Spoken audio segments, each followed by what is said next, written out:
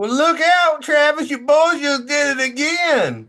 This is big time. It's big Big time. time get. Big time Big get. time. Get. You threw the reel out there and you just reeled it That's on right. in. Really caught a big fish, boys and girls. Caught a big fish. Big fish on the Big line. fish. Travis doesn't let me talk much, but that's fine. That's right.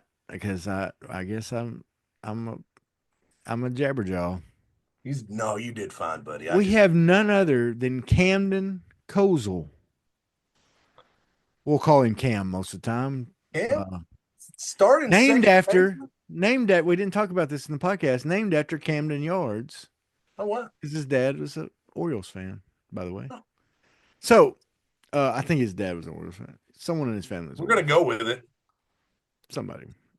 Anyway, Cam Kozel, second baseman, also has been first baseman, but more importantly, a pretty snazzy hitter for the Razorback baseball team. Big 3-run dinger versus the Big hated three Texas Longhorns. run phaser against them dirty Longhorns this weekend. And man, he's super guy, Clint. Sneak guy, wasn't he? No, it was. It was a fantastic interview. Easy to talk to. You blinked and the hour was up. That's how you always know it's good. And if you weren't rooting for this young man already, you are going to totally be a huge fan of his after this. So, Clint, what do they need to do right now? Right now, what do they need to do? You know what I'm thinking, Travis? They should hit that like button. They should Oh, hit share it, hit it, hit and they it. should subscribe. And you know what else they need to do? Sit Share. back. They need to share too. But also sit back, listen to a little Sean Michelle, and then enjoy the conversation. That's right, folks. Let's get it. 1, 2, 3, 4. You ever seen a lame man walk? Ever heard a dumb man talk? Never seen a blind man see? I promise you a change his name. You ever seen a cancer dead? Ever seen all the poor get fed? Ever seen a prisoner set free? I promise you a change his name.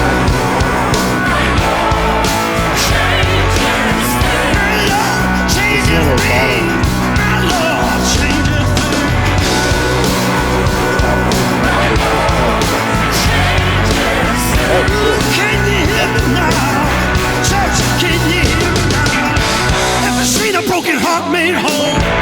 Ever seen an orphan find a home? Ever seen a weak find the strength? I promise you a change. What's up, everybody? It's time for the Hawg Slop podcast. I'm your boy Bigger T, joined as always by my man Big C. How you doing, Clint? Oh wait, we don't care because we have a special guest. And look, y'all, this is a big time guest. Like this Big is time. huge, big time. Big time. Because not only is he just a freaking beast on the baseball diamond, but he's just coming off of whooping them dirty horns. We'll do this. He don't have to do it. We'll do it. Although there's that picture of Will McIntyre doing it. But I hey, would get it to Longhorns fans' face.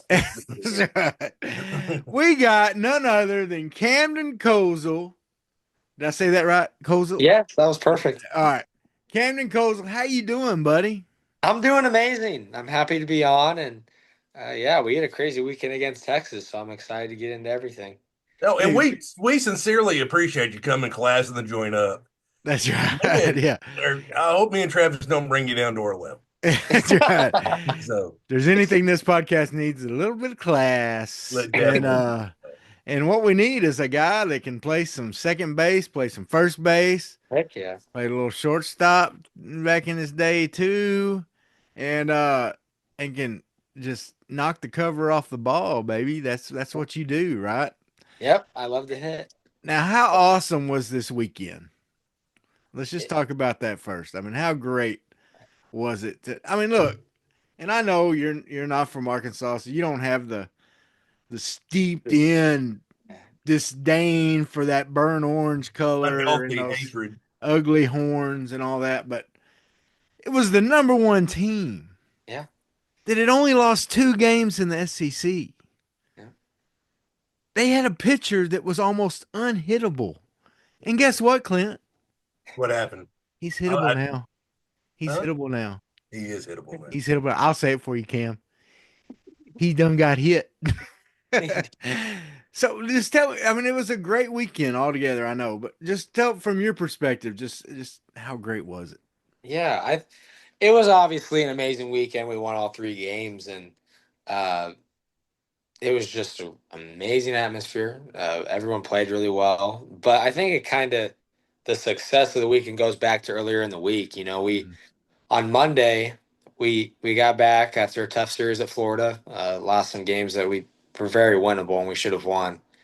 We got back from that on Monday. We regrouped, and we had a team lift.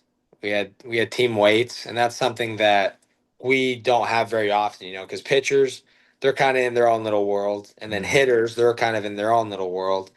And so it's very rare that as a team we come together and do a lot of baseball stuff. But on Monday, Coach Van Horn decided let's have the players lift together. So Yeah. we lifted together Monday, and that kind of set a tone for the rest of the week. And then Tuesday, it was a blessing in disguise. Our midweek game against Missouri State got canceled. Yeah. So then that Tuesday, we were able to go in the indoor facility and have a team practice. We worked on a multitude of things. Mhm. We were able to work on a lot of defensive stuff that we don't usually get to do together, and we were able to hit and do all these things together that we just didn't usually do together. And Yeah. then Wednesday, of course, we had another team practice, and then Thursday we took it to the field. So I think in order to fully appreciate the weekend and the wins, it's important to understand the preparation of the week was very good. It was elite. I'd say it was elite. Mm. Just the way we went about our business. So, but yeah, that was kind of the preparation into it. But just the weekend in general, I'll talk about Texas. So I'm from Nebraska. I'm from Omaha, Nebraska, Yeah. and I grew up a Husker football fan. And I mean that's a storied program, and they have a lot of history. And they talk about hating Texas. Oh wow. Then you come down here, and it's just another level of hate Texas. Yeah. Like I didn't realize how big a deal it was to Arkansas until this past fall when the football teams played, Mhm. and you just hear people talking about it, and it's such a big deal. And you kind of look into the history of it in the Southwestern Conference and the players who played against each other, and it's a really big deal. And Yeah. I would say a lot of the older fan base, like they took it. It's in their hearts. Like this is a big deal to them. So that was something we kind of grasped as a team going into the weekend. And you had the 1985 team come in, Oh. uh, and they were running by the dugout doing the horns down, like you go whoop them, saying some explicit stuff, and that could help or get you a little fired up. Yeah. So yeah, it was a really fun weekend. And I love that you talking about the week before because as fans and on sports talk radio around the state and everything, the debate was is the cancellation of the Missouri State going to hurt or is it going to help the team? Hmm. And I think, there's a way that it could have hurt, right? Like it could have been a good thing to play that game and Hmm. get some pitchers, I know you got a couple pitchers that are coming back from injuries that you might have could have got in that game, Yep. things like that. But doesn't that say a lot about your coaches that they took Hmm. that and made it into what you say, what you realize now was an elite plan to get you ready to play the number one team in the country? Yeah, it was, I mean, it wasn't just by accident. It's not like Oh yeah. you don't sweep the number one team in the country by accident. No, no. Like that just doesn't happen. So it just says a lot to the program and the coaches about how they prepared us, I think, and then Yeah. inevitably how the players performed and how we competed. So, yeah, it's just everything kind of added together, and we Mhm. had team leadership stepped up, especially when you get your butts kicked. That's when leaders really need to emerge, and you need to be vocal and make sure we're doing the right things, and just like this is our time, guys. We only get maybe 6 weeks left together. Yeah. Like maybe, and that's like if the best of the best. And when you have a lot of your buddies and a lot of your friends, it's like, dang, I don't want these six weeks to go by fast. I want these Yeah. 6 weeks to be the best 6 weeks of my life. So, yeah, the coaching staff did amazing and the players did amazing. In the Well, current, go ahead, Clint. no, I was going to say, after the Florida series, they had to be rough. Y'all just dropped three in a row. Who were the guys really stepping up, being vocal leaders on the team? Yeah, I think Logan Maxwell, he's an older kid. I think a blessing of having older kids in a program is that they've been through the ringer a little bit. Mhm. They've been on teams where it's maybe gone great. So it's good to have those kids, or maybe you've had kids they're obviously talented and they're great players and they're here, Mhm. but maybe the teams they've been on in the past they haven't gone so well, so they can give input about that. So, like I remember Logan Maxwell on that Monday, we were just about to go into that team lift, and he was like, "This is kind of the point of the year where we as a group just need to be really together. We need to be player led. Uh, we don't need to feed into any of the media stuff. We don't need to be all pouty. Like he just kind of brought everyone together and was like, this needs to be a player led team. So, and there were other guys who did that. There were pitchers who did that, and I mean, you had different conversations going on, and but yeah, it's important to have those. It's important to have player led teams, and I think it's a blessing when you have one like that.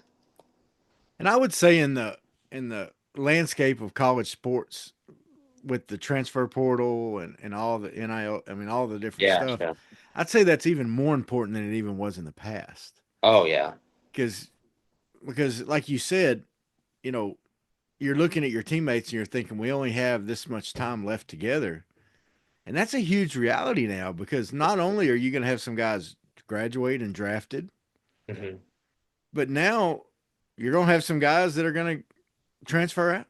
Yeah. But no matter how good you do, right? I mean that national championship teams have people transfer out, you know. Mhm.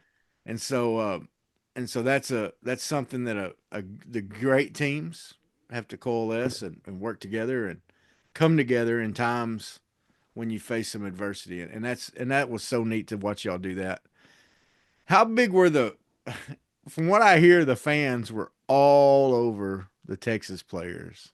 Yes. And the Texas players were trying to give it back to the fans, but Yeah. obviously that didn't work out so well for them. So tell us No. from your point of view how that worked out with the So I mean, fans heckling I and stuff. was, I was playing second base, and there were multiple times throughout those games where maybe a strike call didn't go a Texas player's way, and they wanted to say something to the umpire, and the umpire might have said something back and like struck him out. There are multiple times that happened, and he's Mhm. walking back to the dugout, and he might be John at the umpire, and our fans just let him have it. And then one of those times, I just kind of look up in the stands from first base dugout to the third base dugout, and you just see hundreds of people just. I'm like, this is awesome. And honestly, I mean, you got to give credit to our fans for this weekend. Yeah. I mean, just put yourself in Texas shoes, like number one team in the country, playing really well. Um, just swept another rival. You just swept Texas A&M. You're feeling Yeah. like hot stuff, and then you come to Fayetteville, Arkansas, and you have at least 10,000 people just screaming at you and making it just the worst time of your life. Yeah. Maybe getting in your head. I can't speak for Texas players, but Yeah. I mean, I played in rough atmospheres, and there's just so much going on, and none of it's going your way in the Yeah. stands. Like everyone's trying to make this the most miserable time that you've ever played baseball. Yeah. So you have to give credit where credit's due to the fans and making it that way. And it was just an amazing atmosphere to play for. But yeah, there were times our fans let the Texas players have it.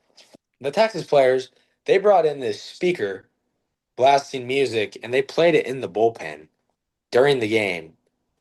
So in the middle of the game, you just hear this music playing in the Texas bullpen. So I'm sure our fans were having a heyday with that out I there. bet. What Yeah. were they? What were they listening to? They were listening to some Nelly. Oh, they were not listening to country music. We'll just put it that way. So And then Charles Davlin said, yeah, it was explicit. Like, it wasn't clean music. And then I kind of think about, there's kids that go to the games, and you got to think about that too. So, Yeah. whatever. But it is what it is. But it was a fun weekend. It made it okay, and I'll say it. You don't have to say it, but it made it those kind of things made it a little sweeter, Yeah, of course it you did. know. And I heard their outfielder that the outfielder that plays for the football team too, I guess. Mhm. They play safety that I heard he was yelling back at the fans, like talking trash, saying he made more NIL than they'll ever make in their life or something like that. And, Well, you know what? He probably ain't lying. he's right on He probably did. Hey, you know what? Yeah, it I is would. Texas. That's how I'd flex back. That's right. Yeah. Yeah. All right, man. Cam. Let's go to your story a little bit. And I'm sure we'll talk more about some current stuff as we go. But uh, you grew up around Omaha, in Omaha, right? I know you bounced around a little bit, but mostly in Omaha, Nebraska, right? Yep. So I'll just go through the whole story. So I was born and raised in Omaha. Mm, Uh, I'm the oldest of seven kids now. I'm the oldest of seven kids. Uh, Mom and dad, Matt and Rachel, grew up in Omaha until third grade. Uh, then we moved out to Sargent, Nebraska, where all my grandparents live. My uncle, he's the head football coach at the school, the ag teacher. My aunt's the English teacher. mm. My grandpa was the mayor for 40 years. It's Oh a wow. little town of 500 people. We moved back there to start farming. Uh, I loved living out there. It's just there's not a lot of opportunity in small towns What sometimes. kind of farming did y'all do? Corn, beans. Yeah. My grandpa, he works for Pioneer, and he sells seed. Or he's retired now, but that's what he did. He sold seed. Mm. So he farmed for a long time, and then the other side of my family, they were ranchers. So I grew up on the farm and ranch growing up, and loved hunting and fishing, and still do. And I'm sure I'll talk about that Oh yeah. sooner Yeah. on this podcast. Yeah. And then moved back to Omaha. Uh, very grateful that my parents did that for the family. Went to Millard South High School. Played football 4 years, played baseball 4 years. Loved them both. Knew baseball would be my future. Chose to go to Vanderbilt. I took all five of my official visits out of high school at that time you could. Mm. I took him to Vanderbilt, Arkansas, North Carolina, Oregon State, and Notre Dame. And we had this whole system of ranking them on different criteria. Mm. And it was on a point system. And Vanderbilt was like 44 points, and Arkansas was like 42. And then the next was like 31. So it was a Vanderbilt, Arkansas thing from All the right, I've start. got I've got to interrupt and ask who Okay. finished last. I've got to know Finished last. who finished last in the five. It probably would have been Notre Dame, All right, I would have guessed. I suck at Notre Dame. Yes. Wait, but wait. it was, but it was I don't remember. Well, It for was baseball, for Yeah. yeah. baseball. No, they can just Notre Dame, the entire university. They can suck Yeah. But yeah, and then took all five visits, felt comfortable at Vanderbilt, ended up going there, and that was not God's plan. Had a great freshman season though. I loved it and made some really great friends. And then stuff kind of flipped there, and some coaches were fired, and that was just kind of the way it was. And around some kids who played the same position as me, and that's okay. It's just like I was trying to get a feel about where I would fit in this. Like, do you see me as a future in the program, or how's this going to work out? And took a lot of prayer to it. You just in those moments you kind of lean on your family and the Mm. people you're closest to, and because you can't figure out all by yourself, and you just kind of lean on them and pray about it. And I ended up at the best university in all of That's right. America, That's baby. right, baby. God bless the rich. Yeah. And now we're at the University of Arkansas, and I'm loving every minute of it. Made some amazing friends. I mean, I was just fishing with seven guys, and we hang out every day. I'm sure we'll go hang out later tonight and watch a movie at someone's house. So, yeah. That's good. Oh, I kind of faded away from the growing up part, but I can answer any questions about Okay. that. All right. Well, I got a question about the growing up part. All right. I've done a little research here, and I need to know what's your best wiffle ball pitch. Oh, geez. Okay. So it depends on what wiffle ball you're pitching with. So That's a good point. That is a very good point. there's there's different wiffle balls. You see. Okay, how about the one that's solid on one side but has Yes. holes on the other? Okay, so those are the ones we would usually play with because those are the Gotcha. OG wiffle That's balls. right. Like, They come with the yellow bat, right? yes, That's yeah. right. I could throw. It would be a cutter. It goes Yeah. this way. So I could throw a really good cutter Yeah. to all my brothers, and especially to a right-handed hitter and wiffle ball, it just goes away from them like that. I could strike guys out. But wiffle ball, where do I go? Where do I even start? So it would have to start with my dad. So growing up, he was on the grounds crew at Rosenblatt Stadium, and then at Warner Park, which is now it's the AAA team for the Kansas City Royals, Mhm. and he's even on the grounds crew now at Charles Schwab during the College World Series and during the Mhm. Creighton games. So he had grounds crew expertise, and he wanted to build a wiffle ball field for his kids. So at my first house in Omaha, he built us a wiffle ball field. It's just Yeah. a tiny little wiffle ball field in our backyard, but it was really cool. And he built this little scoreboard that we used chalk with, and you can write on it, and we'd keep score and stuff, and it was always really fun. Yeah. And then we moved to the farm, and he took it to a whole new level. He built like a Field of Dreams wiffle ball field. It was awesome. I'll have to show you guys a picture of it sometime.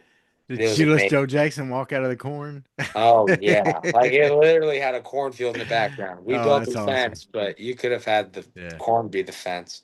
Yeah. And I don't know. And growing up as the oldest of seven, you hang out a lot with your siblings, so we'd spend a lot of our summers playing wiffle ball. Yeah. And I think that's where you develop, or at least for me, I can't speak for everybody, but that's where I developed my love for baseball. Yeah. It wasn't necessarily in a baseball cage and that sort of thing, but it was Yeah. throwing on a Major League Baseball uniform, pretending you're heck Derek Jeter, and Yeah. playing wiffle ball all day with your brothers. So that was a big part of my childhood, and I loved it. Well, I had to ask that question because I always played with that kind of wiffle ball too. Yeah. And I would always take the seam, that's in between the two sides, Okay. and I would just put one finger on it like this. Yeah. And I would either throw sidearm Yeah. so that the weight of and you could do it either way where and it would drop or raise. And then I would throw it overhand and try to get the break on it That's like so that. cool.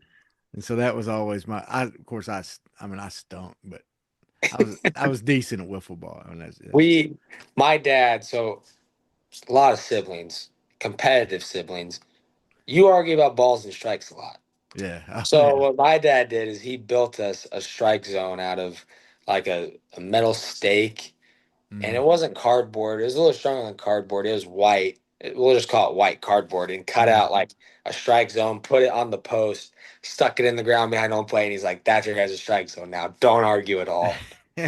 So that was always fun too. Well, I was an only child, so me and my buddies would play, and especially when I was younger, like elementary age, we'd play and we would take a cardboard box and just set it behind there, and it had to Yeah. land in the cardboard box. That was our strike zone. So if it didn't land in there, it wasn't a strike. Anyway, so that was our. Well, anyway, a lot of fun though. I had to ask you about that. So, growing up did you get to go to the College World Series quite a bit with your dad working there and all that? Yep. So that was a normal part of every summer. Mhm. Um, you and you just kind of feel the buzz around the city. Like it's a big deal to the city of Omaha. It brings in a lot of money. Oh yeah, Um, a lot of youth baseball teams will even come during that weekend. You'll play in tournaments, and like obviously during the summer, I'd be playing baseball too. But you'd go to the games at night, yeah, like with dad and stuff. So um, I remember going to a lot of the games, and I mean, it'd be hard some summers because you're playing baseball too, and you're watching all the games. But I mean, it was, yeah. yeah. That had to be pretty neat. Yeah, it So, was really cool. so when you're growing up there in Omaha, when you first started playing baseball, what position did you start off? What all positions did they have you playing? Yeah, so when I was 6, 7, and 8, I was always playing up here. So I played second base and then the corner outfield. And then the rest of my childhood, all I did was play shortstop. And then all of high school, all I did was play shortstop. Never really pitched. Uh, Never really played any other position. Just, really just played shortstop, I think. So now, did you feel like the big man on campus always playing up a year? Like you're looking down on the kids your own age? Yeah. Like, I ain't got time to play with you other third Yeah. graders. I'm off to play with a fourth grader. That's You need to right. be gone, peasants. Yeah. It was always fun. I think those first years of playing on an actual team, and I had a really good coach. His name was Mike Sotek, and played with a lot of really great players. And I actually just looked up how many of us are actually now playing college baseball from those first couple of teams, and it was over half of us. Oh, And wow. I mean, you had Trey Wells, who's a catcher at Virginia now. Um, JC Dermody, he's at Wichita State. You have one of the Williams kids. He's playing football for the Nebraska Cornhuskers. And I know I'm missing a couple others, but like you have kids who, out of those first couple of teams I played on that are college players. So that just speaks to the coaching at that level and That's great. how they prepared us. So I think I heard when they talked to you about coming to the University of Arkansas, they talked to you about playing first base. Oh no. Was it a lot like that scene from Moneyball? Where he's like, okay, so I had one of my uncles. I Okay. had one of my uncles send me that clip. Like the first day I played it, and I was like, this is exactly how it is. Like this is exactly how it is. So I didn't come into Arkansas thinking I'd play first base. That was something that was, to be honest, it was kind of out of the blue a little bit during the beginning part of the season. Like it was out of the blue. I was like, oh wow, I've never done this before. Yeah. But yeah, it's just like that scene of Moneyball where he's like, we want you to play first base. He goes, is it hard? And No, this is great. like he's like, no, it's not hard. And then his partner behind him's like, it's extremely hard. And Yeah. it's harder than you'd think. I mean, that first time I played first base, I played it in Arlington, Texas against Kansas State on that Friday night. And it was in the middle of the game. I got subbed in, and they're like, you're going to first base. I was like, oh my goodness, this is actually happening. Yeah. And I run out there, and I was like, I didn't even have to run that far to the dugout, which felt weird. Yeah. And I just kept telling myself, remember to get to the base, remember to get to the base, remember to get to the base. And I don't know, it was fun to play first base for a while, but yeah, I'm glad Reese is playing there now. He had a heck of a weekend. Heck He's a yeah. great player. But yeah. Now you had a kind of interesting tutor in getting ready to play first base. Oh yeah. You're I can the all bat about that. boy, right? So Gage Goodwin, he's the son of Clay Goodwin, who is one of our coaches, and I think technically he's the ops guy, but he's really one of our coaches. Because he played here, he played third base, and was a great player, switch hitter. But his son is the bat boy, and I love Gage. He's a great kid. And it was one of those first couple of days where I was like, oh, okay, I actually need to learn how to play first base. Like I can't just run out there. And I was like, Gage, do you know how to play first base? And he goes, yeah, I play first base all the time. And he's kind of he looks like a first baseman. Like he fits that mold. And so he played it, and he was like, yeah, you stand on the base like this, and this is what you do. And I was like, oh my gosh, that actually helped me. Yeah. Like I stand the way I do at first base because he told me that's how he stands at first base. So That's great, man. That's You know, really I cool. got stuck playing softball at second base one time, and a ball got past me because, let's just be honest, I don't know how to play second base. And one of my friends started heckling me from the crowd, and I go, "Do I look like a second baseman to you?" He yelled back, "No, you look like two of them." So that that actually happened. So Yeah. So now you're at second base. That's a little more natural, I'm sure, because that's what you played at Vandy too, right? Yep. So I played. I mean, that freshman fall in Nashville, I played shortstop most of the fall, and then maybe 3/4 of the way through the fall, I started doing a little bit at second base, and then that spring, I was pretty exclusively at second base. Uh, but yeah, I enjoy it. I like it. I like playing up the middle. Uh, That shortstop position at Arkansas is kind of a hard one to break into right now, isn't V is probably the best baseball player I've ever seen. it? he's he is he's just special. Yeah. Like it's just a different level of talent, and I mean he's a better human being than he is a baseball player. I mean I love being around him. He's someone guys look up to. Mm. He's an amazing hitter. He keeps things very simple, and I think that's maybe for young kids. You think you come into a program like Arkansas and you need to do all this and that, and you're looking into it too much. But I mean, Vahiva, he just keeps it simple. Yeah. And I think that's something he gives a lot of the guys, and I think that's a big reason why we're successful. It's because we keep the main thing, and we stay competitive, and you just keep the game simple. Yeah. Uh, but yeah, he's an amazing shortstop. I love the way the fans have just accepted him and his brother and Sousa, the Hawaiians. Did you Yes. see so many fans wearing, grass skirts and Yeah. Hawaiian shirts and leis and all that kind of stuff? It's so cool.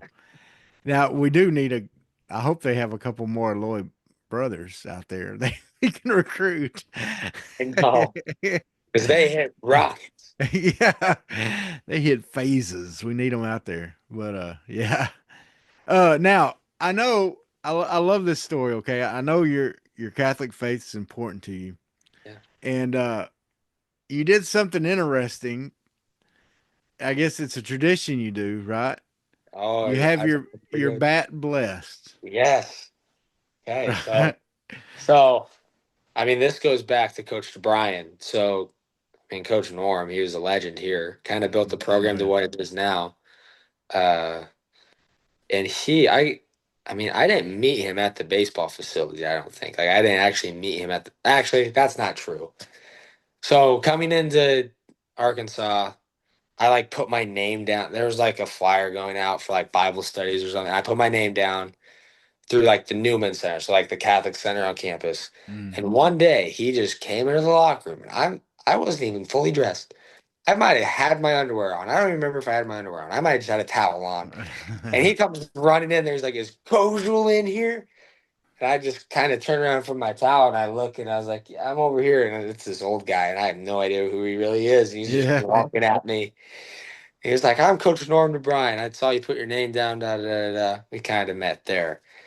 Uh, and he's now a deacon at the parish just here in town. And I mean, me and my brothers, I always got my bat and my glove blessed every year in high school. And it's just something I continued to do in college. And you can really get anything blessed with holy water, really. Yeah. So, I mean, it's a good tradition. I like it. So Clint, what does that make you think of? are you? Oh well, obviously Major League, but obviously because since I'm here in Texas, I've witnessed something on during Lent with I have an unhealthy obsession with how long the line gets at Long John Silver's. Oh, yeah. um, Yeah, it does on Fridays. yeah, yeah, I Well, no, like it. but let's go back to the major league thing though. Who does Yeah. it make you think of? Oh, hey, I've got Pedro Serrano. Hey, bartender, Joe Boo needs a refill. All right, Cam. I told Clint, I said, you're gonna say a word in this podcast, Joe Boo. and I'm gonna write it down. So when you say it, I'm not gonna tell you what it is. I'm not gonna tell you what it's about. But you're gonna say a word in this podcast, and I'm gonna show it to you, and it is Joe Boo. Joe Boo. What? Yeah. Hey, bartender, Joe Boo. Well, I didn't, On I definitely, I don't have want you to make watched fun of Major League? anybody's ritual. I just don't. Yeah, I know. Have you watched But Major League? I don't think so. Okay, I think I don't know. it's a great baseball movie, but Great baseball in movie. it there's a guy that he's from like Africa or somewhere, and so Practices voodoo. he's Got a got like doll a named Jobu. voodoo like Yeah, statue named Jobu in his locker. Okay. And he yeah, gets asks Jobu to bless his like he rubs Jobu on his bat and yeah. some stuff every like before the games and stuff He'll like that. pour rum in a cup for him. Yeah, he pours rum in a cup for him and leaves it there. Well, this old pitcher guy, he takes the shot of rum before he's going out on the field, And he says, "Up your butt, Jobu," when he does. Yeah. And so he gets on the field, he goes, "Bartender, Joe Boo needs a refill." And then right when that happens, to get hit by a ball or something like it, or Oh bat no, or something. Anyway, it's that's funny. funny. So it's just Yeah. just a funny That is- deal. So Now, can we all, I don't know if you know this. I'm myself an Arkansas Tech Athletic Hall of Famer. Um, he likes to tell people that. I mean, it's true, It is but true. they inducted the entire team. I was the backup to the backup. I didn't Yeah. do anything. I hung out, told Joe, played spades with the starters. The important things. Yeah. So, but we all have our tradition when we get to the stadium and stuff. What's your game day tradition? What do you do? Take us through your process. So I like to journal. And that started my senior year of high school. I just decided to start journaling about my day. So, I mean, I'll get to the field, we'll have our hitters meeting, then I'll go sit in the hot tub for 5 minutes, get my body warmed up, go into the weight room, do a little primer lift, and go to BP, hit BP on the field. And then right after BP, I'll go up to, I think it's Mackey's Landing is what it's actually called, but in the facility, there's that kind of top level. And I'll sit at a table and I'll journal. Or I'll read something. Read. Right now I'm going through Matthew, so I'll read through Matthew. Um, but I'll journal. And journaling is it's really loose. Like it's not as structured as people might think it is, but I'll just either journal about a story that's going on in my life or journal about the game, journal about hitting, journal about my faith, journal about my girlfriend, journal about my family. It's really anything. And what it is it's a way to get all my thoughts on paper and just kind of organize things, I guess. Mhm. And then someday, eventually, I want to write a book. So I kind of think of them as my rough drafts. I don't really know what I want my book to be about or anything in that realm, but I figure just write everything down now and it'd be easy to write the book later. So, Yeah. yeah, I like to journal. That's Yeah. kind of my pregame ritual, I would say. Okay, well, that's awesome. Cool deal. Now I know one of your other things you love to do, and of course you just got through doing this before jumping on here with us, is you love to fish. Heck yeah. Uh, and I know one of the key draws to come into Arkansas was maybe Lake Norm. Yep, that's exactly the name of it. So Tell us about Lake Norm. Lake Norm's that field right behind, or not, it's the pond behind the field, right there in right center. And when I got here, when I was being recruited the second time out of the transfer portal, Coach Thompson mentioned it that there was fish in the pond. And I was like, I don't think you're telling the truth. And then he sent a picture. It was Nolan Souza. He sent a picture of Nolan Souza with the bass out of the pond. And I was like, that's sick. So I was kind of fantasizing. I was like, so I could theoretically go to practice, have practice, shower, eat some food, and go fish at the baseball field. That would be awesome. And that kind of just spiraled when I got here. I mean, I go out there about every day. I like to keep it clean. It's really a drainage pond. So when it rains, a lot of trash from the roads and everything and bottles will get washed into there. And you won't believe how many plastic bottles get in there. I'm like, where are all these coming from? Yeah. But yeah, I like to take care of it. It's a really good fishery in the way that you have all the chemicals and fertilizer that gets put on the grass on the field. And a lot of that has nitrogen in it. And that gets washed into the pond. And nitrogen's really good for bug life. So it just kind of brings the bug life to life. and then that's good for the little fish, the brim, the bluegill, whatever you want to call them. Mm. So that sustains them, and then those sustain the big mamas, the bass in there. Yeah. So it's kind of just a circle of life, and I enjoy going out there, and I'll journal out there, and I'll fish out there, and my teammates go out. We fish out there when we have downtime. Yeah. It's a really cool part of the facility, and I don't know how Coach Thompson can't recruit every redneck kid out of the South that plays baseball to want to come to Arkansas with a freaking bass fishing pond right That's next right. to the Yeah. field. So I don't know. I love it. Hey, he needs to get Arkansas Game and Fish to stock it a little extra or something I know. I to help know. with recruiting. Yeah. Now, when you're fishing, do you use a bait caster, open face? What do you Zebco 33? What do you use? So I like to fly fish. I have my bait Oh. casters. I was using those today, and I have my spinning reels. Uh, I'll fly fish in Lake Norman every once in a while and catch bluegill.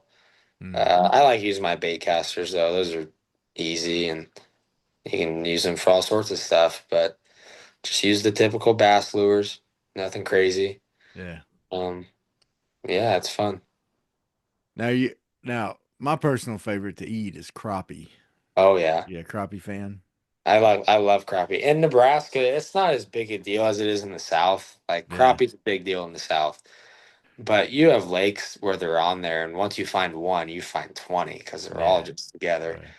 But like yesterday, we went fishing down at a place we have permission on by Fort Smith, and we caught a ton of catfish. Oh yeah. Like a ton of catfish. They were a hybrid of blues and channels. And we kept some of them, and I flayed them this morning, and they're sitting in my fridge, and I probably need to go clean them up a little better before I fry them. Yeah. But yeah, I like to eat fish. I'll eat trout. Trout are always good to eat. Oh yeah. So is that Now- one of the perks to being a Razorback baseball player is they let you just fish all the good fishing spots? No, yes. I can't give it all away. I can't give away my serious spot. Well, no, I'm not asking. I mean, hey, you know what? I ain't asking for the location. Yeah. But it's like you just have to treat people well. Like if you treat people well and you make connections the right way, Yeah. like it'll be fine. People will take care of you. Yeah, it didn't do a thing like hit a 3-run dinger against Texas, something like that. I Yeah, don't. something like that. That helps. You know, it helps. Like, sure, Yeah. Mr. Kozeal, you can fish here. That's right. Dingers against Texas. Yeah. Sure, take my boat. I don't care. Yeah. Yeah, it might help a little bit, but you're just good to them, and they'll be good to you, and everyone will be happy. You beat Texas, and we'll let you fish here, and everyone's happy. Now, Very what happy. about you say you like to fly fish? Have you got a chance to do like go down to the Little Red River or the White River and do some fly Yeah, so fishing? I haven't gone out to the White River, like the best fly fishing spot in the world. But I've gone up to Beaver Tailwater, up by the Beaver Lake Dam, and Mm. and that's a lot of fun. They'll stock trout in there. But yeah, it's just kind of like fly fishing is one of those things you have to have either some streams and the water can't be coming out of the dam too much, or you can't wade it. And then the White River, it's I think like 2.5 hours from my apartment, so you kind of have to make a day out of it.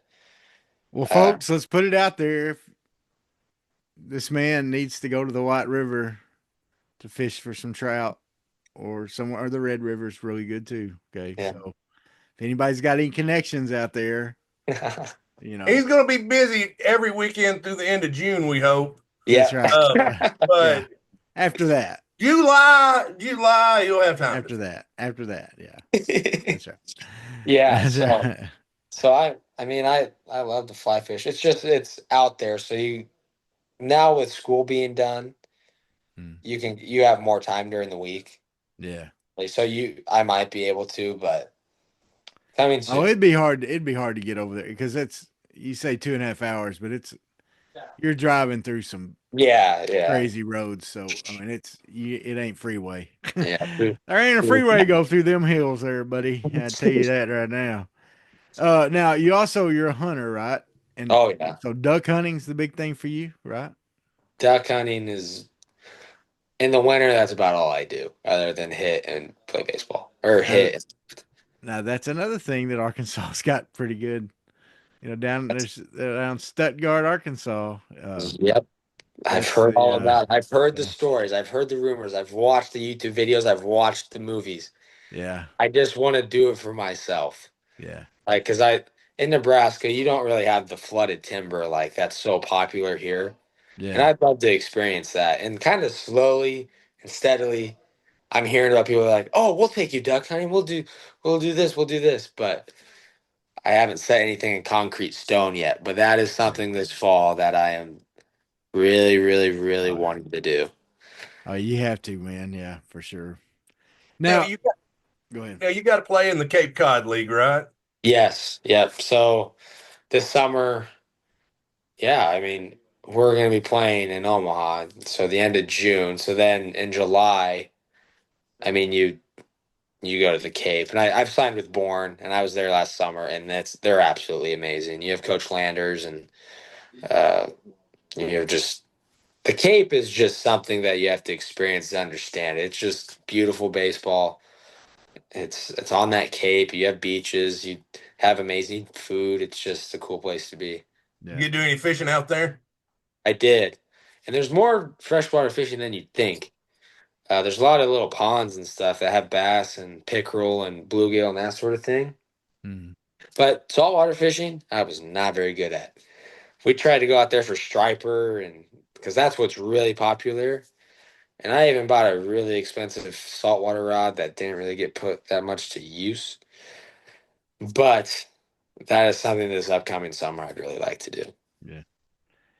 Now you went to Vandy. Now you're at Arkansas. Two of the top baseball schools in the country, and definitely two of the top in the SEC. What now? I'm not asking you to talk bad about Vandy in any way or nothing Yeah. like that, but what's the differences as far as are there differences in facilities, in resources, anything like that? Coming from Vandy to Arkansas, I mean, was there anything like that, or is it pretty equal as far as that goes? Yeah, I mean Vanderbilt, very academic school. Mm, You have to be on top of your academics to even be recruited to go there. Uh, and Coach Corbin, he's done an amazing job there. I mean, the numbers speak for themselves. They're an extremely consistent program, as is Arkansas. Uh, but I think schoolwork there, that's a big deal, and there's a lot of resources to help you with that. So does Arkansas. Arkansas has resources. Jonathan Burgess, he's our academic guy. He's been on me. We have finals this week, so we gotta really bear down for those. mm, Um, Vanderbilt, middle of the city, right in the middle of Nashville. It's kind of its own little pocket. The yeah, campus is. It's really close together, and you have really big trees and a couple lawns. But then once you step foot outside of campus, it's busy city. yeah, So that's a big difference from here. It's like it's more of a college town feel. You can drive 5 minutes and be out in the country, which I love, and you have state parks around here and places to hunt and fish and that sort of thing, mm, which I love about Arkansas. And then I don't know, Vanderbilt. It's it's they're both great programs. Arkansas, we're very professional, like the way we go about our business, as was Vanderbilt. But I think when you boil things down, they're similar programs just because they're just how consistent they are in the SEC. yeah, And I mean, both great coaches, Coach Van Horn, Coach Corbin. yeah. They both do an amazing job. This team, one of the things that was, I would say, a weakness in this Razorback team last year was hitting. Right? It seemed to be just from my perspective. Okay, this is just my opinion. They seem to be a little timid at the plate sometimes, and there was not well, maybe not timid. It was either coming up there swinging at the first pitch every time, um, or they, you know, just sitting back and watching everything. Hmm. And I think this team, watching it this year, I'm so so impressed with the hitting up and down the lineup with everybody Hmm. because it's a aggressive. I was talking to the baseball coach at our local high school. I said, and he kind of agreed with me. I said, it's an aggressive patience. Uh, if the first pitch is money, you take it. You guys are taking it. But if it's not there, then you're making the pitcher work for it. Hmm. And I told you earlier I'm a Yankees fan. I was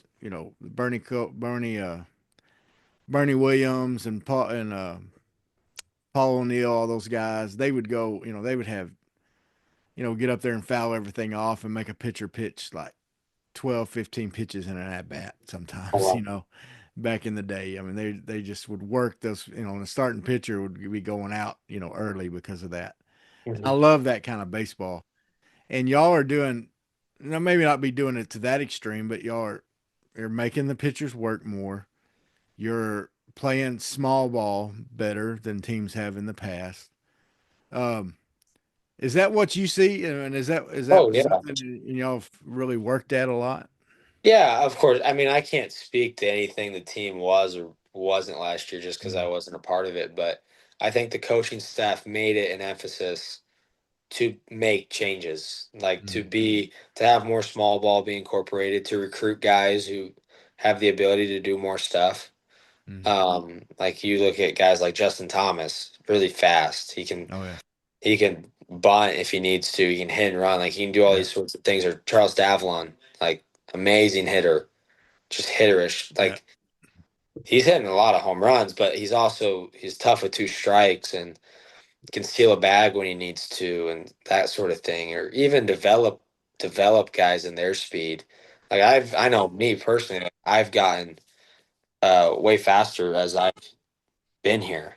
Mm. Like, that's just been my development here. But I think the coaching staff made that an emphasis to be that way. So uh, yeah, it's you're kind of seeing the benefits of it now. Now it came out that after the win this weekend, Van Horn had an awesome quote, and I'm probably not getting it word for word, but he pretty much told y'all as he was talking to the team that this is not the greatest thing y'all are going to do this year. Hmm. That there's more to come. How thick of a wall were you ready to run through when he said that? I mean, I think we all know that, Yeah, but to have him put it into words, it's just like, yeah, he's right. yeah, Um, I think when you hear things like that, you immediately start thinking about the end, and the end can be a big motivating factor as it should be. yeah. But you have to play it one game at a time. That's You right. just have to. Like if you don't, then you get too ahead of yourselves, and then you're thinking about the future. And oh wait, boom, we just lost 4 games, 5 games, 6 games. Oh man, we're like you did yourself a hole mentally. So you got to take it a game at a time. And Coach Van Horn can speak. He can speak that way because he's the head coach and he's running the program. But I know as as players, we're focused right now on LSU and we're focused on Friday night. Uh, but just all I want to do is end back up. I just want to go home. I just want to go vacation back home for a couple weeks in the That's middle, right. That's right. and that's on my mind every morning when I freaking wake up. Yeah, Because it'd be a really cool moment for me, the team, and my family, and just the city as a whole. So yeah, it'll be really cool. that's awesome. Well, we got to ask. We normally ask this of most athletes. We come up to visit you. Where's the go-to place to eat in Oh boy. Fayetteville? Okay, so Doe's is always good on Dixon Street. So you're Like a you can go steak there. guy, huh? Yeah, I love Being steak. from Omaha, you gotta be right. Like that's Omaha, yeah. I mean like that would Midwest. Like your parents are probably, feeding you a ribeye in your like a little with your baby bib on and your little high chair, Heck right? yeah. Heck yeah. I mean, farmers and ranchers, that's what my family did. So, like, Yeah. if we need hamburger, we call our uncle. That's what, Yeah. Yeah. if you want steak, you call your uncle. He goes and kills a cow. Like, That's that's how it right. works. Yeah. Yeah. So, I mean, I like Doe's. Doe's is always good. Woodstone Pizza. I mean, that's a nice sit down place. Like, if you want to take someone to dinner or Yeah. take your girlfriend to dinner, you can go get a nice pizza there and have a nice sit down meal. But I like Doe's and Woodstone. They're both good. All right. You didn't say the catfish hole, so I just wondered. You like to cook your own catfish, right? I cook my own wild game. That's right. Uh, What's your go-to wild game to cook? Oh boy. So I mean, I have a lot of duck. Okay. That's not like my favorite to eat though. Like duck's good, Yeah. but it's not Kind of nothing. kind of tough to cook sometimes. Yeah, you gotta cook it rare. Yeah. If you overcook it, then it Or tastes. wrapping in bacon and jalapenos and other Yeah, good stuff you gotta too. make this other Yeah. stuff make it taste good. I Yeah. really like pheasant. Pheasant's always good. Oh yeah. Yeah. I've had Um, pheasant before. I don't know, even venison. Like if you do a really good deer jerky or something, Yeah. that's always good. Turkey, wild turkey. Okay, if you shoot a wild turkey and like make it just kind of into little chicken strips, that's always really good too. Yeah. I don't know what's my favorite though. Fish. I mean, you can like even bluegill or brim. Like if you catch a couple of those big ones, you flay them up, fry them up. Those are always really good. Oh yeah. Yeah. Well, man. So y'all have LSU coming up, right? Down there. That's gonna be wild playing in Death Valley. I guess you played there. Did you get to play there with Vandy? Yes, I did. So my freshman year, I played there. Amazing, amazing baseball atmosphere.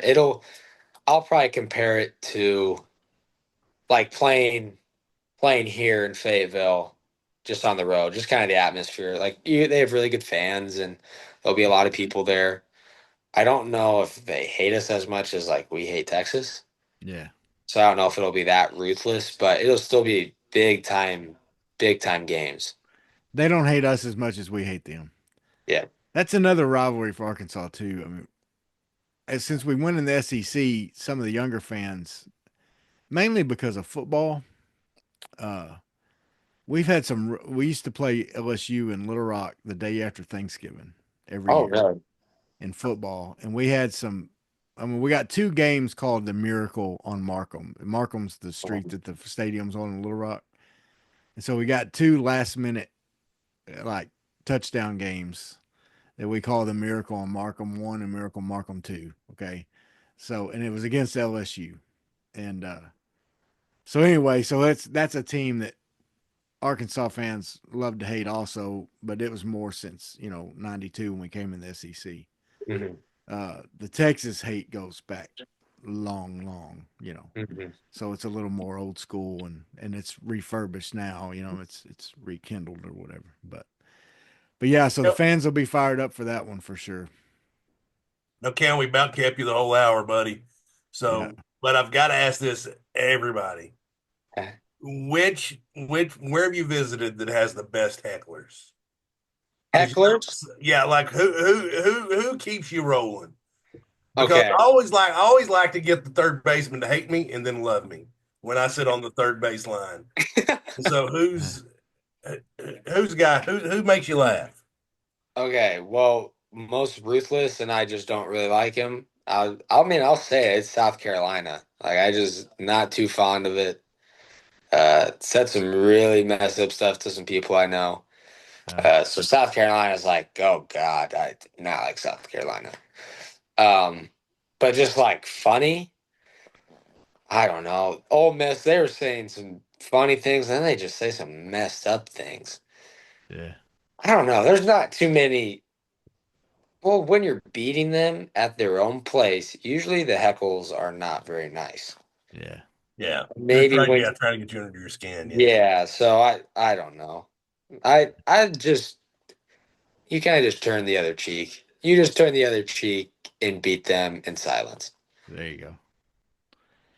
Well, Cam, man, we do appreciate you coming on with us, dude, and we're excited to have you as a Hog, and it's been a pleasure watching you play thus far, and we look forward to the rest of this season and watching you go out there and continue to play well and watch this team play well, man. Y'all are a fun group of guys. Y'all are easy to root for, and the fans, and that's one of the things about this. And I was going to mention about this Texas series. There wasn't one guy that you'll say, man, that guy had a great series and that's why we won it. Like there were several heroes of this last weekend. Did we lose you? He's sick of your crap, Travis. That's right. Tired of looking at it. Join the club, Cam. Join the club. Oh, sorry. But no, there were several heroes, man. I mean, Gage Wood, Reese Robinette, yourself.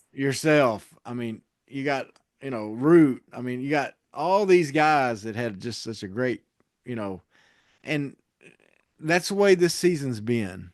Yeah. Right? And that just says a lot about the talent, okay, and just the type of guys y'all are. I mean, that guys are ready to step up.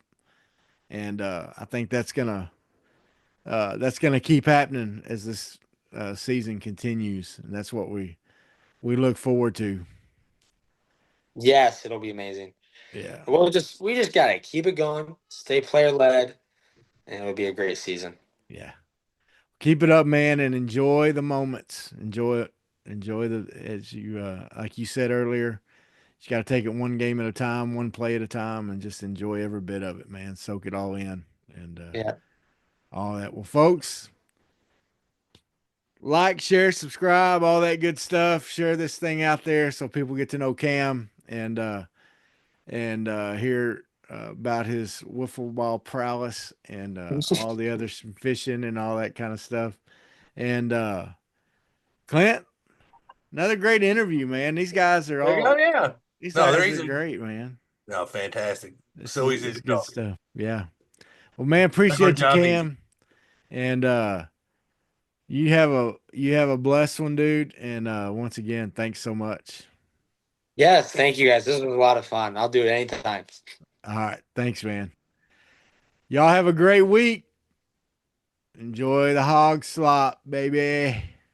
Sweat, work, filthy, dirt, harvest, hurt, kingdom come.